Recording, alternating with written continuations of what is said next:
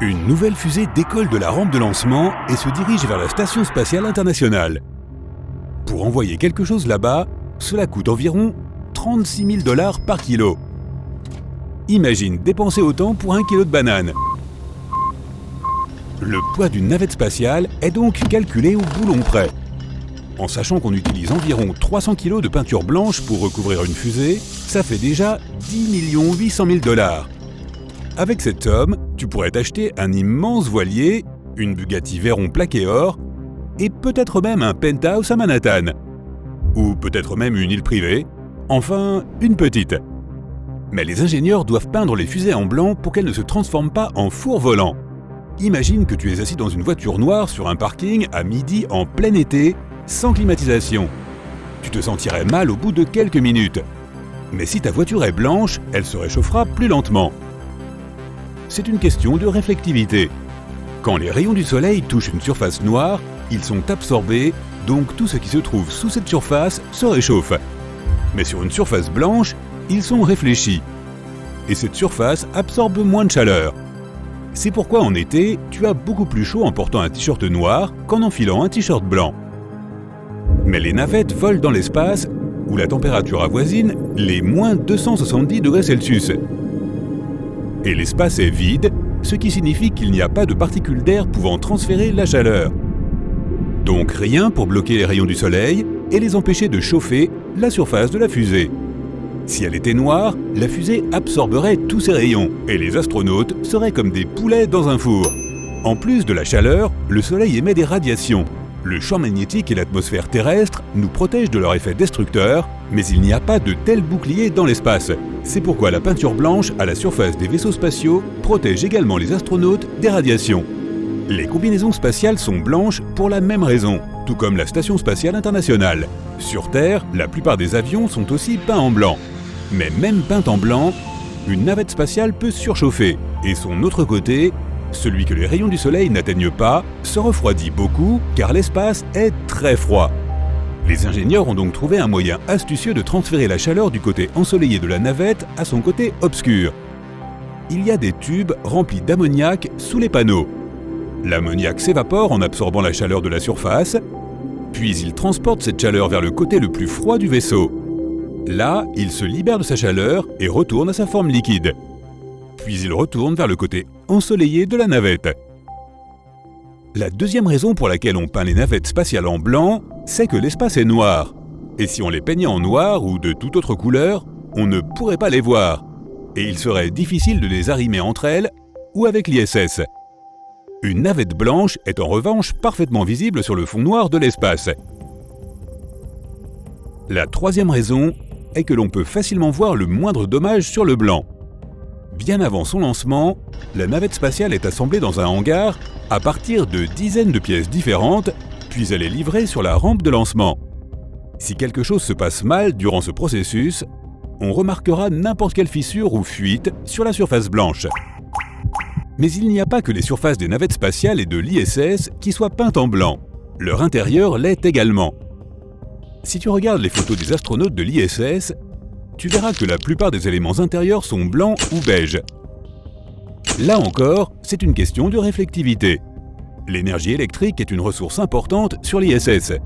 Chaque ampoule doit être utilisée de manière économique. Et les surfaces blanches reflétant efficacement la lumière, il n'y a aucune zone d'ombre, même avec un faible éclairage. Voici Saturn V, la fusée lunaire américaine des années 70. C'est la plus grande, la plus puissante et la plus lourde fusée jamais construite. Et elle n'est pas complètement blanche. Plus intéressant encore, ces parties blanches ont été peintes ainsi pour la protéger du soleil brûlant de Floride sur le pas de tir. Mais tu peux voir des bandes noires sur le corps de la fusée. Grâce à elle, les caméras au sol pouvaient déterminer sa vitesse de rotation. Au moment du lancement, une fusée tourne comme une balle de pistolet. Cela lui permet d'être plus stable pendant le vol. Quand elle est lancée et qu'elle commence à tourner, toutes les caméras sont pointées sur elle. Les experts qui regardent cette vidéo analysent chaque image, ils font attention à la façon dont les bandes noires bougent et peuvent ainsi calculer la vitesse de rotation de la fusée. Maintenant, jetons un œil à la navette spatiale. On la reconnaît grâce à l'énorme réservoir orange attaché dessous. Il contient de l'oxygène et de l'hydrogène liquide pour propulser la navette en orbite. Il est orange car il est recouvert de mousse isolante. L'oxygène et l'hydrogène ne peuvent être à l'état liquide qu'à des températures extrêmement basses et sous haute pression. Cette isolation protège donc le carburant de la surchauffe. Mais à l'origine, ce réservoir aussi était blanc et pour la même raison, reflétait les rayons du soleil. Mais les ingénieurs ont ensuite pensé que la mousse isolante était suffisante et la couche de peinture a été retirée. Ils ont ainsi réussi à économiser près de 300 kg et à envoyer davantage de charges utiles dans l'espace. Ça fait tout de même 300 litres d'eau ou 900 gros hamburgers. Il est intéressant de noter que la navette spatiale elle-même n'était pas complètement blanche. Son fond était noir. C'est pour résister à la chaleur extrême de la rentrée dans l'atmosphère terrestre. Quand la navette spatiale a terminé sa mission dans l'espace, elle commence à descendre. À une altitude d'environ 120 km, elle voyage à 25 fois la vitesse du son. Quand la navette spatiale rentre dans l'atmosphère, elle heurte littéralement des particules d'air et commence à freiner.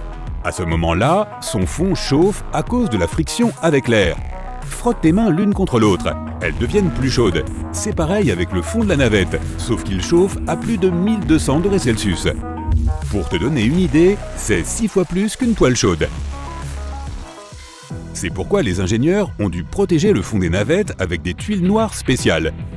On les appelle HRSI, ce qui veut dire isolation de surface réutilisable à haute température. Elles sont faites de silicium poreux, ce qui signifie qu'elles sont très légères, mais peuvent résister à des températures extrêmes. Mais concernant les nouvelles fusées, on ne s'embête plus à les peindre en blanc ou à les protéger avec des tuiles. Elles sont désormais faites en acier inoxydable. C'est plus facile, moins cher et plus rapide à construire. Prenons la navette spatiale SpaceX, qui pourra emmener des gens sur la Lune et même sur Mars, et qui est faite d'acier inoxydable. 1 kg de fibre de carbone utilisée dans les navettes conventionnelles coûte environ 200 $. La même quantité d'acier inoxydable coûte environ 3 $. Et comme le poids de la navette et de son propulseur est d'environ 300 tonnes, la différence est énorme. L'acier inoxydable réfléchit très bien les rayons du soleil. Même s'il est sombre, il est brillant, la navette ne surchauffe donc pas. En plus, il résiste bien aux basses températures, donc il ne se déformera pas dans l'espace glacial. Et pour éviter que la navette ne surchauffe lors de son retour, ces panneaux sont montés comme un sandwich. Il y a une couche extérieure en acier, puis une couche d'air et encore une couche intérieure en acier. On dirait un Oreo. L'air agit comme un isolant thermique. La navette Starship, contenant les astronautes et son propulseur, sont donc installés sur la rampe de lancement. Allumage. Le propulseur aide la navette à échapper à la gravité terrestre, puis il se détache. La navette allume alors ses moteurs et entre en orbite. À ce moment-là, elle a utilisé presque tout son carburant. Pendant ce temps, le propulseur rentre dans l'atmosphère et atterrit en douceur. Il s'arrime à un conteneur de ravitaillement, repart, met le conteneur en orbite et retourne sur Terre. Le conteneur de ravitaillement s'amarre à la navette et lui apporte du carburant et de la cargaison, puis il se désarrime et retourne sur Terre pour sa prochaine mission. Au même moment, la navette allume ses réacteurs et se dirige vers sa destination. Le voyage vers Mars durera environ 7 mois. SpaceX prévoit également d'utiliser Starship pour se déplacer sur Terre. Les lancements auront lieu depuis des plateformes aquatiques situées près des grandes villes.